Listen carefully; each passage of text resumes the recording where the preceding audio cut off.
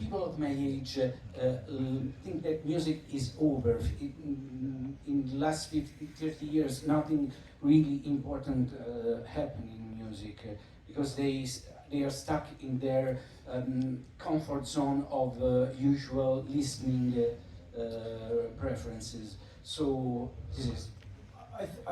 Yes, I completely understand what you mean. I think that's not uncommon.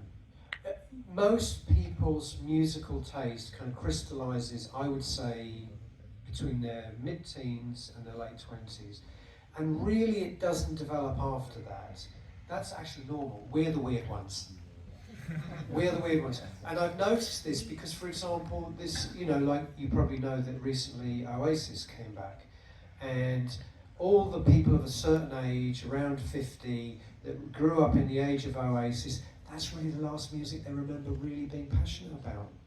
So it's a big deal for them to go and see Oasis. For me personally, I couldn't be more bored by the idea of going to see Oasis in 2025. It was okay, I didn't dislike it, but like you say, there's been so much more interesting music, and there is so much more interesting music going on.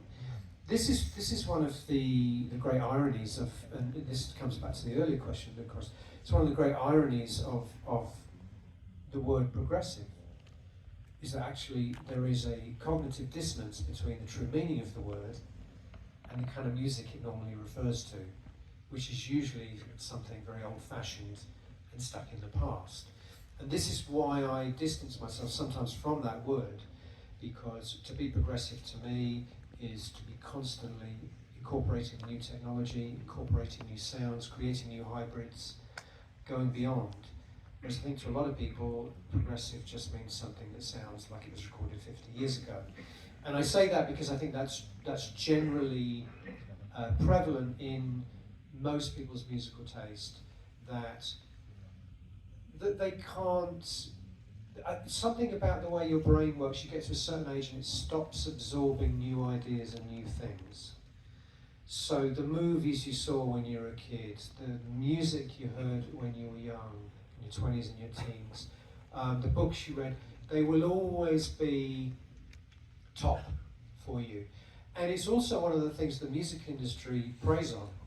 It's why they can keep reissuing Who's Next, Dark Side of the Moon, Sgt. Pepper, over and over and over and over again, because they know that the people that will buy those things have stopped listening for new music. And they give it to you to remix. They give it to me to remix. Yeah, I'm not going to complain about that. Yeah.